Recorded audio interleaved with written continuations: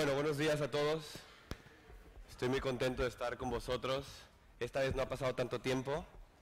La semana pasada pudisteis ver o experimentar una iglesia sin jóvenes, porque la mayoría de los jóvenes estábamos de campamento. Nos fuimos a Entrepeñas y la verdad que fue muy bien. Fue una experiencia muy bonita, fue una experiencia inolvidable. Estuvimos durmiéndonos muy tarde a la luz de una fogata y la verdad que lo disfrutamos mucho. Sé que os damos envidia. Podéis venir en agosto si queréis, que en agosto tenemos eso. Y ahora tengo un anuncio muy importante y es un anuncio que me hace mucha ilusión contarlo. Lo que veis ahí en la pantalla es el cartel que publicita y que anuncia la semana de oración que tendremos en la iglesia. Los jóvenes han querido organizar esta semana de oración juvenil, pero con la intención de que toda la iglesia pueda venir. No es una semana de oración de jóvenes, es una semana de oración de la iglesia para la iglesia. Los jóvenes la preparan para todos vosotros. Va a estar con nosotros el pastor Jonathan Tejel, que es departamental de jóvenes de la División Europea. Sabéis que él es de casa, él es de aquí, él ha sido bautizado aquí, él es muy de casa y está muy ilusionado con estar con nosotros. Como sabemos que quizás hemos perdido la costumbre de una semana de oración, pues lo hemos hecho de miércoles a sábado. Entonces es cortita, intensa, pero bueno, de miércoles a sábado, será a las 8:30 de la tarde, lo pusimos a esa hora con la intención de que todos podáis llegar de vuestros trabajos a la iglesia. Será presencial, no será por Zoom, no será online, será presencial. Y la pregunta es, ¿la transmitiremos? Sí la transmitiremos, pero para dejarla guardada, no para que os quedéis en la casa y no vengáis a la iglesia. Venir a la iglesia, de miércoles a domingo, no os preocupéis, no toméis fotos que vamos a enviar. Del 8 al 11 de junio, habla sobre Remá, contracorriente, rema, contracorriente. Rema es una palabra griega muy interesante de la cual nos va a hablar Jonathan Tejel, y va a ser una semana de oración que va a tener dinámicas, va a tener reflexiones, va a tener obras de teatro, va a tener música, va a tener alabanza, va a ser una semana de oración a lo grande. Estamos los jóvenes preparados a semana de oración con mucha ilusión y esperemos que os guardéis la fecha, del 8 al 11 de junio, de miércoles 8 al 11 de junio, semana de oración, todos los días del miércoles a sábado a las 8:30 y el sábado obviamente por la mañana como si fuera el culto normal. Y además, el 11 de junio terminaremos con bautismos de jóvenes. Entonces nos hace mucha ilusión, hay 6 jóvenes que se van a bautizar ese fin de semana y estamos muy ilusionados de esa semana de oración y esperamos que os pueda gustar, ¿vale? Así que os apuntar la fecha y nos vemos en esa semana de oración. Otra cosa, me gustaría saludar también a alguien muy especial que seguro que nos está viendo y en este momento, mira, lo que voy a hacer mejor, no os preocupéis, voy a cambiarme este micro, Rafa. Mejor así no molesta. Vale, quiero saludar a una persona muy especial que seguro que nos está viendo desde su casa. Queremos darle ánimo como comunidad, como iglesia, y es a Marita. Y bueno, la saludamos, le damos un fuerte abrazo caluroso, sabemos que está muy cerquita de nosotros y queremos también hacerle sentir que nosotros estamos cerca de ella y que le mandamos un fuerte abrazo y mucho ánimo y mucho cariño, sabiendo que la iglesia está contigo, Marita. Un fuerte saludo. Así que, sin más, vamos a comenzar, queridos amigos, vamos a comenzar. Y en esta mañana me gustaría hablar de la experiencia, de historias. Esta semana, revisando y preparando este sermón, me encontré con una carta que le había escrito mi padre. Son de esas cosas que hacen los jóvenes, que la verdad que dan mucha vergüenza cuando ya pasan los años y miras hacia atrás y dices, ¿por qué he hecho esto? ¿Por qué he hecho esto? Esta carta se la escribió mi padre y no os voy a contar lo que dice porque es muy vergonzoso, pero la idea es que yo no sé, ni siquiera me acuerdo por lo que estaba pasando, no me acuerdo por lo que estaba pasando, pero yo le escribí una carta a mi padre contándole mi plan hacia el futuro, ¿no? Es como que, papá, no sé si habíamos discutido, lo más probable es que habríamos discutido sobre mi futuro, sobre lo que quería hacer, lo que no querría hacer, bla, bla, bla, porque mi padre y yo somos muy parecidos y además él es muy diferente a mí. Como podéis ver, las personas que me conocen muy personalmente, yo soy más alternativo y él es muy clásico. Él es una persona que va cada 3 semanas a cortarse el pelo, el mismo corte de pelo, una persona pulcra que se arregla la barba, que se viste muy bien siempre, que está siempre con la camiseta fajada, es una persona formal, es una persona clásica. Y yo, completamente lo contrario. Lo primero que encontró su hijo en una ocasión, no os voy a enseñar una foto, en una ocasión simplemente se me ocurrió salir de la escuela, ir a la peluquería y raparme y dejarme un moicano enorme. Y yo era director de jóvenes. Cuando llego a casa mi papá me dijo, ven aquí, te voy a presentar a una amiga que es la rasuradora. Te vas a cortar el pelo. Y yo no. Eso simplemente para ejemplificar lo diferente que soy a mi padre. Siempre hemos chocado mucho. Yo valoré mucho a mi padre después de que me vine aquí a España y empezamos a hablar por Zoom y de repente era sorprendente para mi madre, para mí, para todos era sorprendente que nos pasamos una hora, hora y media hablando de la vida y aconsejándome y diciéndome. Y yo, de verdad, que me arrepentí de cuánto tiempo no perdí cerca de mi padre. Yo con mi madre me llevé bien toda la vida, era mi mejor amiga, me llevaba muy bien con ella, pero con mi padre era un poco complicado llevarse bien.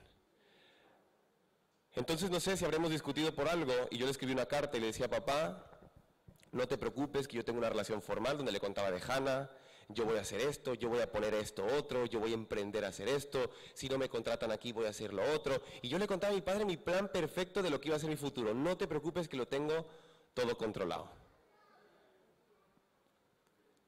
Y yo volteaba atrás y decía: amigo mío, nada de lo que he escrito en la carta, nada de lo que yo había pensado ha ocurrido como yo lo había escrito. Nada.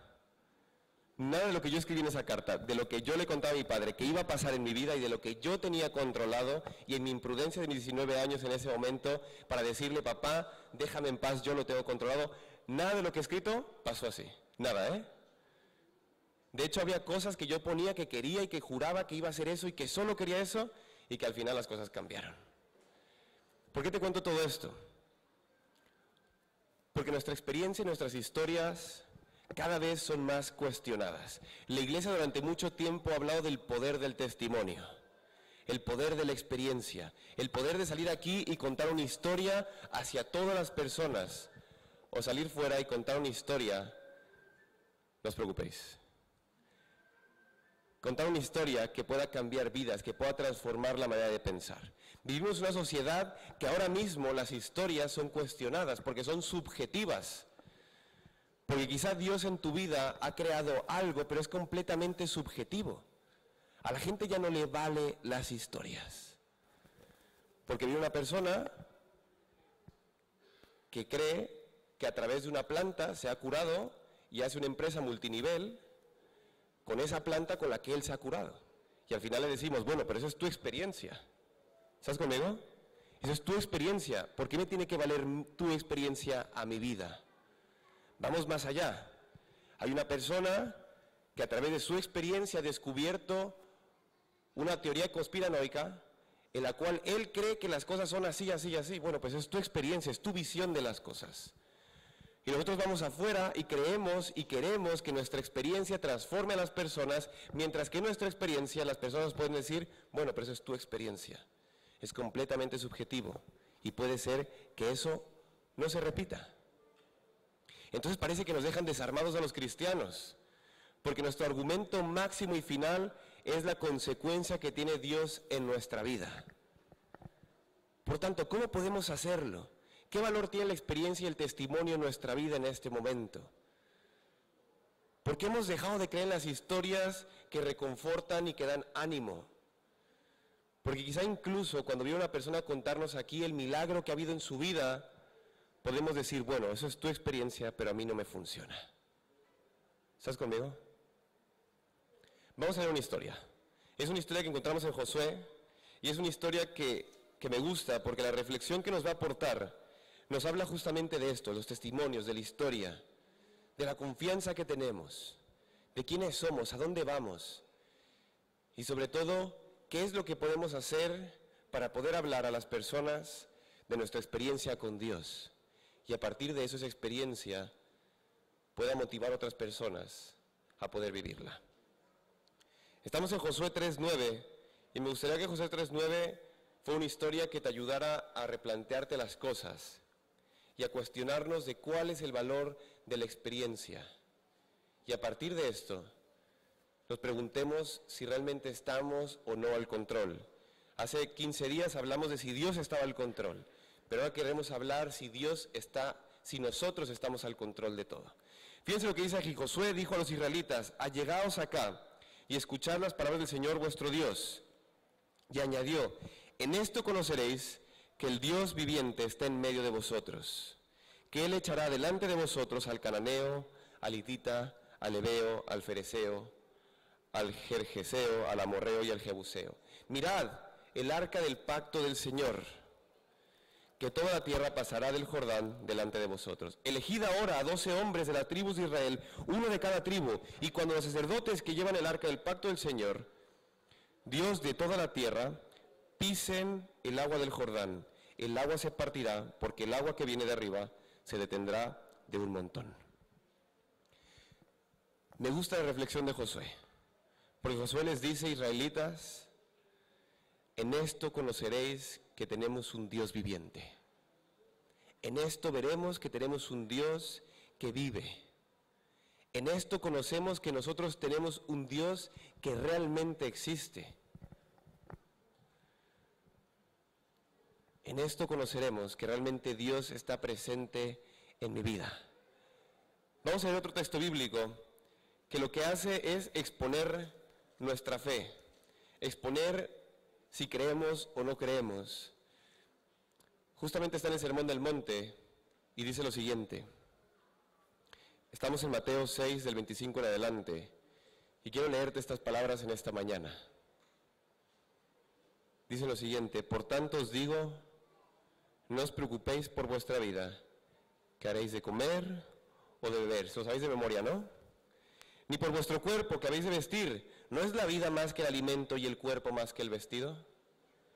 Mirad las aves del cielo, que no siembran ni ciegan, ni se juntan en graneros, y vuestro Padre Celestial las alimenta. ¿No valéis vosotros mucho más que ellas? Vamos más allá, dice: ¿quién de vosotros, por más de que se preocupe, podrá añadir un codo a su estatura? Y por el vestido, ¿por qué os preocupáis? ¿Consideráis los lirios del campo que crecen sin fatigarse ni hilar? Sin embargo, os digo que ni Salomón, con toda su gloria, se vistió como uno de ellos. Y si Dios viste hacia la hierba del campo, que hoy es y mañana se echa al horno, ¿no habrá mucho más de vosotros, hombres de poca fe? Así, no os preocupéis diciendo qué comeremos, qué beberemos o qué vestiremos, porque los paganos buscan todas estas cosas, pero vuestro Padre Celestial sabe lo que necesitáis. Buscad primero el reino de Dios, y todas las cosas serán añadidas. No os preocupéis por el día de mañana, que el día de mañana traerá su propia preocupación. Bástate el día a su propio afán. Amén. Hay un escritor que decía algo muy interesante. ¿Qué pasaría si nuestra iglesia desapareciera hoy en día de Madrid? ¿Qué pasaría si toda nuestra iglesia desapareciera? En el siglo XX se creía que la iglesia tenía otras cifras de lo que manejaba el mundo o la sociedad. Que las cifras que teníamos de divorcio fuera, aquí eran diferentes. Que las enfermedades eran diferentes aquí.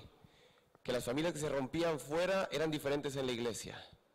Que las infidelidades y todo esto eran diferentes de lo que pasa aquí.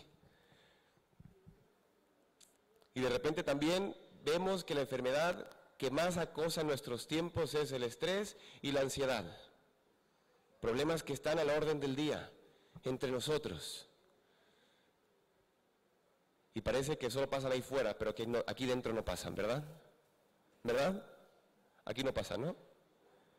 Lo malo es que pasa. Y cuando pasan estas cosas tenemos que preguntarnos, ¿de verdad cuando leemos este texto bíblico creemos en él? ¿Creo lo que dice el texto? ¿O para nosotros parece que es algo para niños? Vale, sí lo leo, es bonito, pero, o sea, sí, Señor, yo sé que no me preocupo, pero, no, yo sé que me vas a vestir y que tú sabes lo que es, pero, no, yo sé que estás al control, pero, no, Señor, yo sé que al final todo funciona para bien, pero,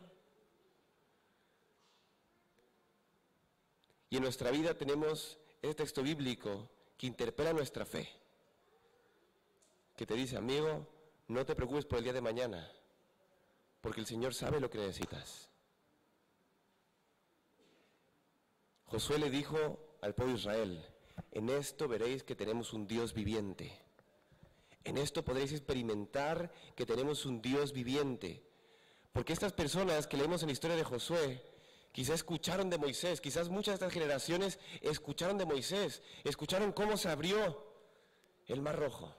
Escucharon lo de las plagas, pero ellos no lo habían vivido. Ellos no lo habían experimentado. ¿Estás conmigo? Habían escuchado de lo que Dios podía hacer, pero ellos no lo habían experimentado. Y Josué dice, chico, en esto vas a conocer que tienes un Dios viviente.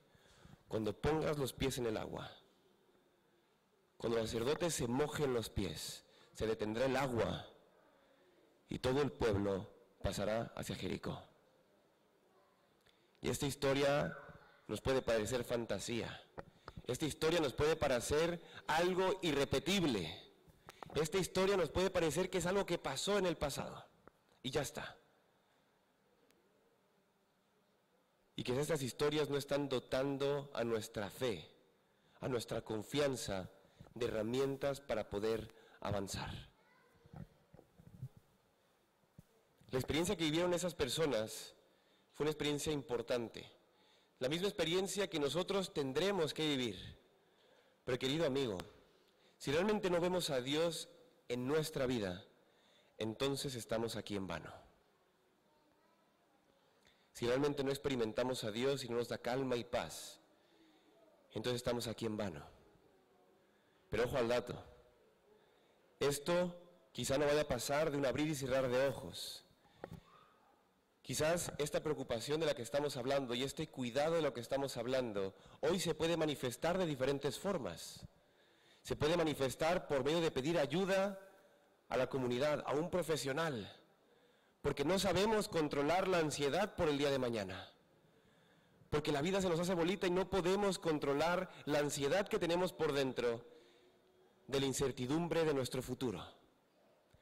Y quizás la vida se nos haga complicada y el milagro llegue a través de pedir ayuda y que un profesional nos ayude a poder coger herramientas para poder confiar en el futuro, para poder confiar en el Señor y sobre todo para poder tener herramientas para poder administrar la ansiedad en nuestra vida.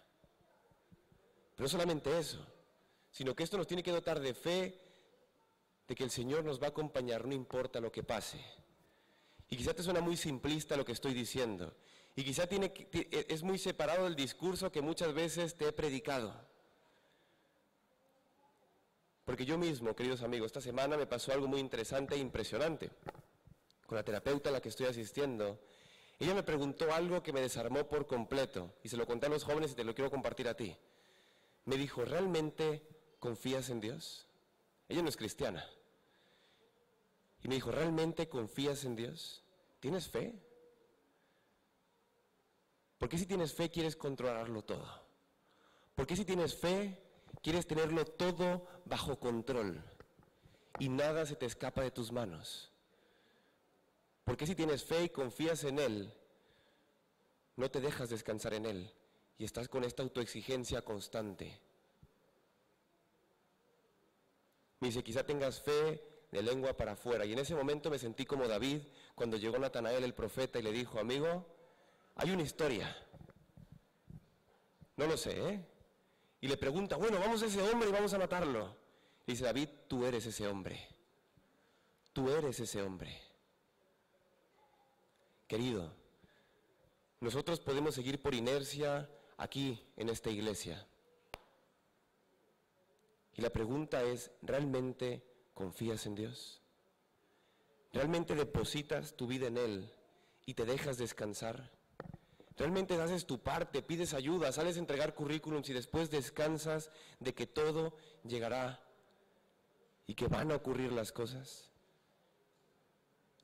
¿Realmente descansas en el Señor de saber que tú haces tu parte? Y aunque las cosas no pasen como tú lo tienes pensado, sabes que todo eso pasará y que el Señor te da herramientas para afrontar esa situación difícil. ¿Estás conmigo? Porque muchas veces medimos nuestro baremo de que si Dios está con nosotros, de acuerdo a si las cosas pasan como yo quiero. ¿Cómo evalúo que Dios está conmigo? De acuerdo a cómo pasan las cosas según como yo he planeado. Si yo lo que le pedí al Señor pasa como yo lo he planeado, es que Dios está conmigo. Si las cosas escapan de las manos y se va de mi control, amigo, me has abandonado. ¿Dónde estás? ¿Por qué no depositamos nuestra confianza por completo y lo damos todo? Este texto bíblico es muy claro. Yo no veo peros y matices. Nos habla de una fe genuina, de una fe que tú y yo tuvimos en algún momento y que quizá lo hemos dejado en el camino. De una fe, querido, en la cual hemos dejado de confiar. Y quizá nuestro discurso cada vez más humanista, nuestro discurso que es cada vez más en un estado de prosperidad, nos orilla a saber que lo tenemos todo. Y al final al Señor le pedimos minucias. Ayer os contaba de cuál era mi experiencia en México. Mis padres nunca fuimos personas que tuviéramos dinero, nunca lo tuvimos, siempre vivimos bien, pero nos encontramos en la clase media baja en México. Sabéis que las clases sociales en México son rotundas, hay muchas clases sociales. Y yo tenía la oportunidad de que mis padres siempre invirtieron en algo, tal vez no tuviéramos una casa, un coche, lo que sea, pero siempre invirtieron en algo que fue en educación. Yo siempre fui a un colegio privado toda la vida, porque el estado donde yo estaba era un sitio donde la educación pública no era muy buena, por tanto fui a un colegio privado. Y yo siempre viví en dos mundos contrastados. Viví en un mundo, en un colegio privado, donde tenía compañeros míos del colegio que tenían gasolineras, compañeros que tenían mueblerías con muchos lugares y demás, y viví con mucha gente de mucho dinero, mucho dinero. Yo me acuerdo que mi mejor amigo tenía una casa que dentro de su casa tenía 2 pisos, que tenía una piscina, que tenía más de 20 habitaciones, y yo estaba con él constantemente, yo estaba en esa casa constantemente. Entre semana vivía en este mundo, y el fin de semana nosotros íbamos a la iglesia, en la iglesia central de Córdoba, Veracruz, que aún la recuerdo con mucho cariño, y veíamos a personas que vivían o que nos invitaban a comer a sus casas, a mi familia, y llegábamos a una casa de cartón, lona y lámina. Casas donde ni siquiera estaba asfaltado. Y vivíamos en esos contrastes muy complicados. Seguro que las personas que son de Latinoamérica o los que han vivido en España toda la vida, pero han ido de misioneros, pueden ver estos contrastes complicados de la vida. Los contrastes de la riqueza absoluta y la pobreza absoluta. Como yo, mirando hacia las personas con las que yo convivía en el colegio, me sentí el más precario del mundo, el más pobre del mundo. Y yo los sábados, cuando iba a la iglesia, me encontraba con otra realidad donde me sentí el más afortunado de mi existencia. Y ese contraste me parecía muy complicado, porque de repente hacían vigilias de milagros, oración y testimonios, y contaban historias que te parecían increíbles, que decían, es que eso solo pasa en Latinoamérica. Me acuerdo de una historia que me marcó muchísimo, que era una hermana que era muy precaria, que no tenía mucho dinero, y hay veces que se quedaba meses sin pagar la luz. En este caso le iban a cortar la luz. Ella fue a pagar, reunió dinero, le habían prestado, y ella cuenta en esta historia, que me dejó marcado durante toda mi vida, es que ella fue a la ventanilla a pagar su recibo de luz,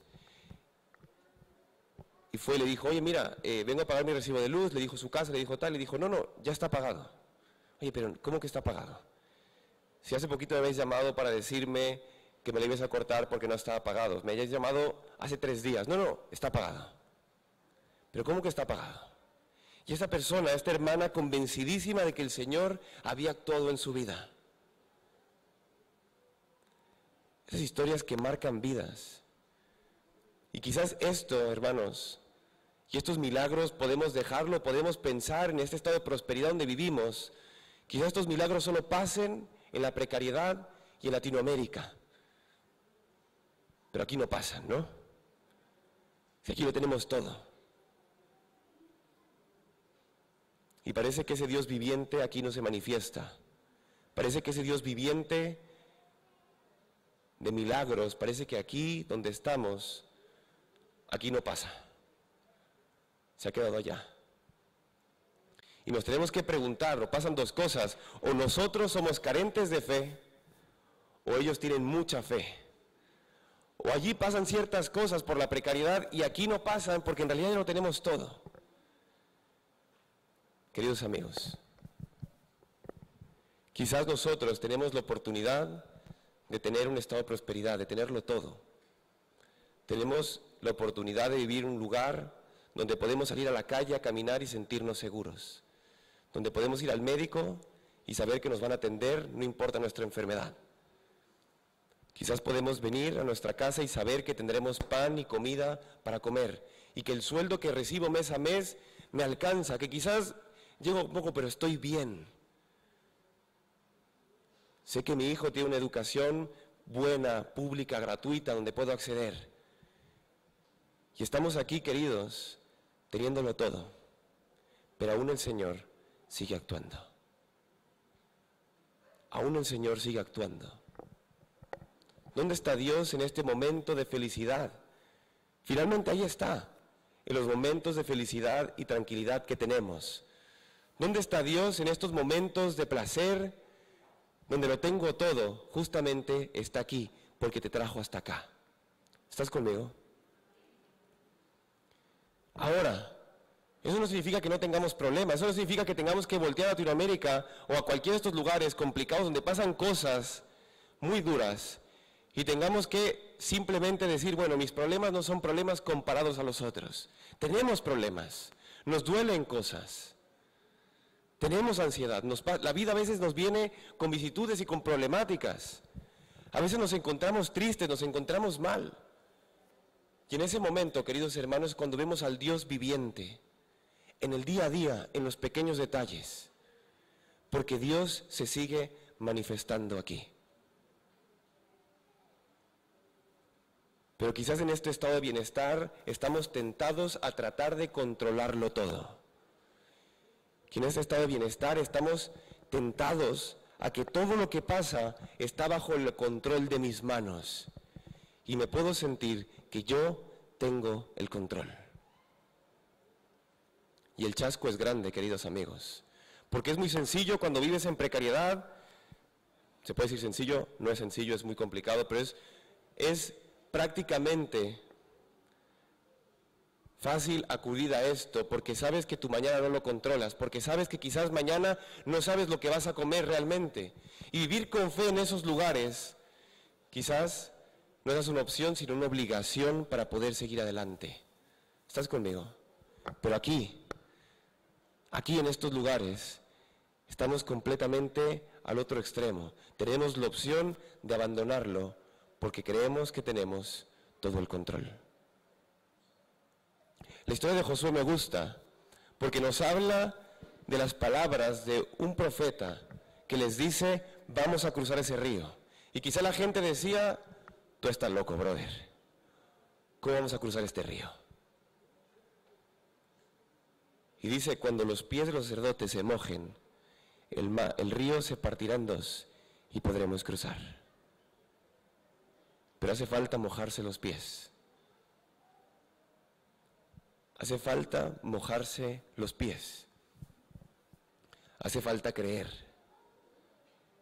Hace falta creer y entender que yo no puedo confiar si yo no me mojo los pies.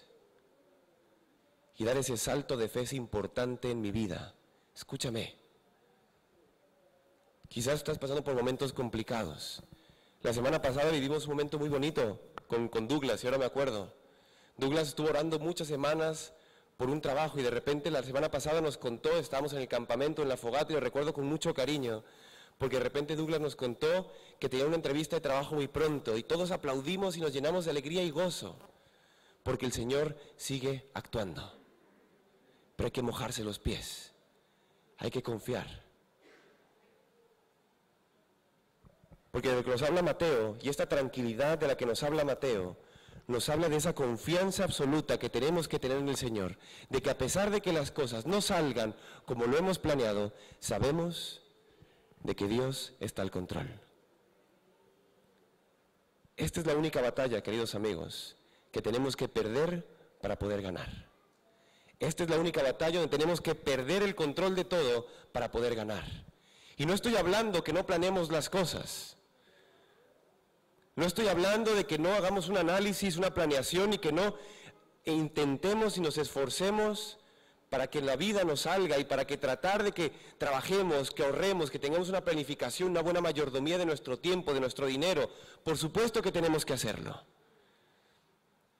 Y por supuesto hay una fe práctica de la que yo te he hablado constantemente, donde tenemos que depositar nuestras fuerzas como seres humanos para trabajar en equipo con Dios y juntos poder alcanzar el objetivo. Pero también llega un momento donde nuestra acción y nuestras manos están limitadas. Entreguémonos ahí a esa fe que se entrega a lo divino. Porque hay una fe que es impregnada por Dios, que nos ayuda a ser mejores personas, que nos ayuda a salir ahí, a poder luchar con resiliencia en esa sociedad. Pero hay momentos donde no podemos más. Y está bien no poder más. Y está bien estar triste. Y está bien encontrarnos en los problemas y decir, Señor, no puedo. En esos momentos cuando tenemos que entregarnos a esa fe que transforma vidas, a esa fe que para ríos para que podamos pasar por ahí, a esa fe que lo cambia todo. Y quizás en nuestra vida estamos cada vez más acostumbrados a que las cosas pasen transversalmente o intrínsecamente, pero tenemos que dejarle oportunidad de que Dios actúe e interrumpa nuestra vida.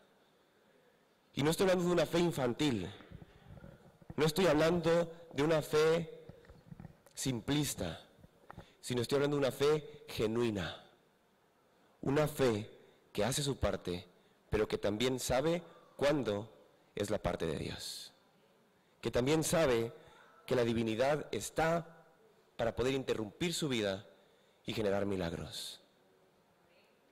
¿Cómo podemos resolver el testimonio y las experiencias de nuestra vida? ¿Cómo podemos resolver esto? Vamos a ver a Josué y me gustaría que leyéramos cuál es el final de esta historia. Seguro que sabes que ese río se paró, por supuesto que sí, pero me gusta mucho lo que hace Josué después de que pasan por ese río. Dice lo siguiente, Josué 3, del 14 en adelante, y dice: y el pueblo partió de sus tiendas para pasar el Jordán con los sacerdotes al frente con el arca del pacto. El Jordán suele desbordar durante la siega, sin embargo, cuando los portadores del arca entraron en el Jordán, así como sus pies se mojaban en la orilla del agua, el agua que venía de arriba se detuvo en un montón bien lejos de la ciudad de Adán, que junto a Zaretán. Y el agua que descendía del mar de los llanos, del mar salado, se acabó y el Jordán quedó dividido. Entonces el pueblo pasó en dirección a Jericó. Sigue diciendo, pero los sacerdotes que llevaban el arca del pacto del Señor quedaron en seco, firmes en medio del Jordán, hasta que todo pueblo acabó de pasar al Jordán.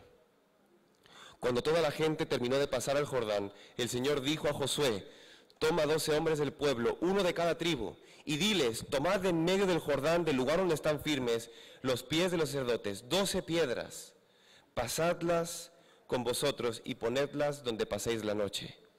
Entonces Josué llamó a los 12 hombres que había elegido entre los israelitas, uno de cada tribu, y dijo: pasad delante del arca, Señor vuestro Dios, en medio del Jordán, y cada uno de vosotros tuvo una piedra sobre su hombro, conforme al número de los tribus de Israel, para que sea señal entre vosotros. Y cuando mañana vuestros hijos pregunten: ¿qué significan estas piedras?, responderéis que el agua del Jordán fue dividida ante el arca del pacto del Señor. Queridos, Dios provió a la fe de estos hombres una herramienta para recordar. Le dijo tomar una piedra, 12 piedras, cogerla ahí y ponerla allá.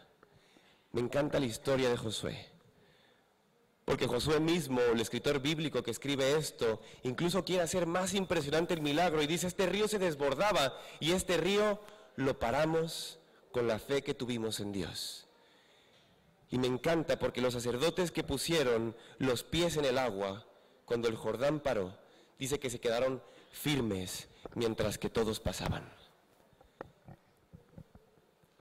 Esa es la actitud que tenemos que tener nosotros como iglesia, cuando vemos que un hermano está pasando por momentos duros.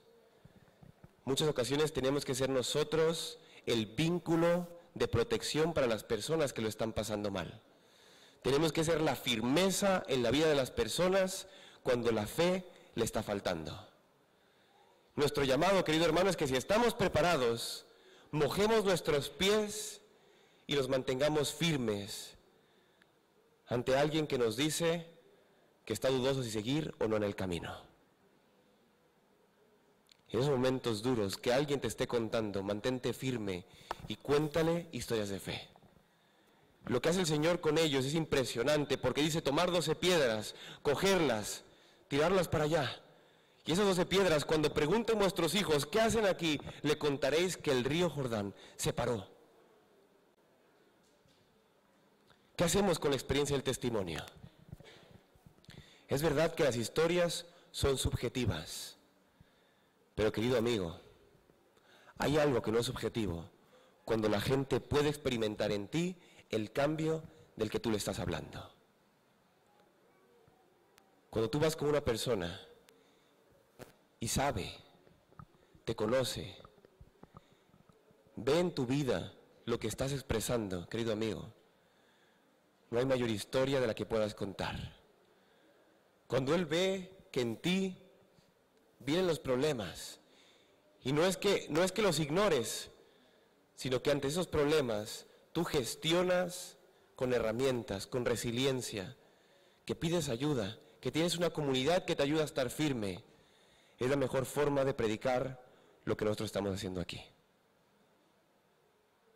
Cuando acompañas tu historia de tu vida, es cuando las personas pueden ver que hay un Dios viviente, porque te mantienes firme ante ellos. Cuando ven que tú te mojas los pies y esperas que Dios actúe en tu vida, los demás se contagian de ese espíritu y quieren mojarse los pies. Mójate los pies. El río no se paró hasta que ellos no estuvieron dentro. El río no paró hasta que ellos no estuvieron dentro. Quizá lo más fácil es decirle, Señor, actúa en mi vida. Y lo más fácil en mi vida es esperar a que el Señor actúe en mi vida sin antes haberme mojado los pies. Pero ellos tuvieron que caminar con fe a ese río. Y aunque ellos nunca lo habían visto, confiar de que algo iba a pasar. Si ese texto bíblico, querido hermano, nos está diciendo lo siguiente, y ese texto bíblico nos dice que confiemos que el Señor va a cuidar nuestro día a día, que no me preocupe por el día de mañana, que voy a tener ropa para vestir, comida para comer. Mójate los pies, confía, porque Dios proveerá. Mójate los pies, da ese paso de fe, de confianza en el Señor, y verás que las cosas pasen. Pero querido amigo, si ese río no para ahí, el Señor te da herramientas para cruzar el río nadando. ¿Estás conmigo? Porque el Señor no te va a abandonar. Y quizás nosotros podemos preguntar, ¿cuánto tiempo puede pasar de que se pase el río? No lo sé. Quizás mete los pies al agua y tienes que estar esperando ahí un tiempo. Confía, pero mójate los pies. Y quizá lo más tentador es decir, Señor, he metido los pies, he confiado y no ha pasado nada. ¿Sabes qué? Ya me he mojado, mejor me salgo y ya está. No saques los pies del agua. No saques los pies de la confianza que tienes ante el Señor, porque tarde o temprano Él te responderá. Quizás no de la forma que estás pensando, pero Él responderá, porque no te abandonará. Pero querido amigo, cuando tú pases ese río y veas ese río parar y veas en tu vida ese milagro, coge una piedra y llévatela contigo. Pero cuando alguien pregunte, oye, ¿por qué actúas así?, ellos sepan lo que ha pasado en tu vida. Sé firme cuando alguien lo necesite. Sé firme si estás preparado. Sé firme cuando a alguien le haga falta fe. Sé firme y lleva esa piedra contigo que te ayudará a predicar lo que Dios ha hecho en tu vida.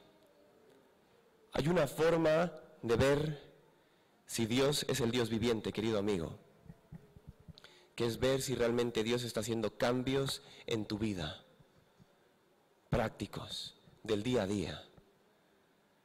Si te ayuda a pedir ayuda, si te da la humildad y el coraje para ir a la comunidad y decirles, necesito ayuda, no puedo más con esto. Si te da la fe y el coraje para poder seguir adelante a pesar de que todo tu alrededor te dice que pares y que no sigas más. Si te da la fe y el coraje para confiar de que todo va a obrar para bien, a pesar de las circunstancias. Quiero terminar con mi salmo favorito, querido amigo, porque en esos momentos tan duros, y me gustaría leértelo, sé que lo he leído otras ocasiones, pero ese salmo favorito me gustaría contarte por qué para mí fue un salmo que me dio mucha vida. Yo recuerdo uno de los momentos más complicados de mi vida, en las cuales yo estaba inundado de problemáticas, estaba en la adolescencia, estaba viviendo momentos muy duros. Y yo me acuerdo que cuando yo oraba,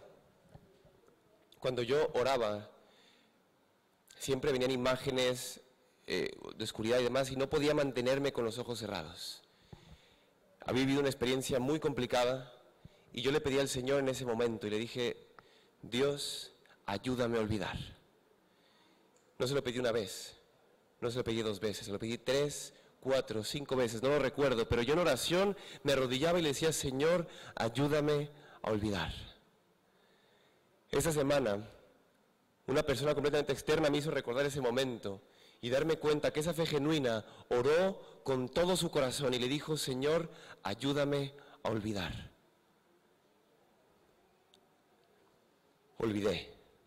Olvidé y hay un hueco en mi memoria muy grande que poco a poco estoy recuperando, pero olvidé. Y en mi vida, en ese momento, incluso sin darme cuenta, quizá en ese momento ni siquiera lo valoré, pero ahora valoro que el Señor actuó en mi vida. Y ahora es una piedra que llevo conmigo, pero cuando me pregunten yo les diga, sí, fue cuando el Señor me ayudó a superar esto.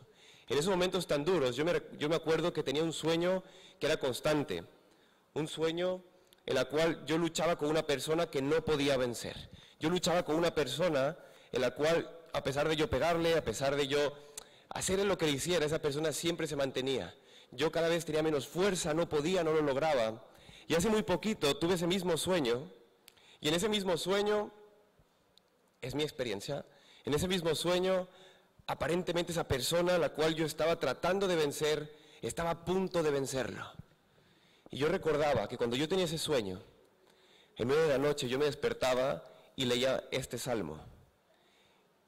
En esos momentos de tanta oscuridad de mi adolescencia yo leí este salmo y me acompañó durante toda mi carrera, me acompañó durante toda mi vida. En esos momentos donde sentía que estaba solo, yo leía esto y me gustaría compartírtelo y que lo leyéramos juntos. Y dice, el Señor es mi luz y mi salvación, ¿de quién temeré? El Señor es la fortaleza de mi vida, ¿a quién he de temer? Cuando se juntaron contra mí los malignos, mis angustiadores y mis enemigos, para derribar mis carnes, tropezaron y cayeron. Aunque un ejército acampe contra mí, no temerá mi corazón. Aunque contra mí se levante guerra, estaré confiado.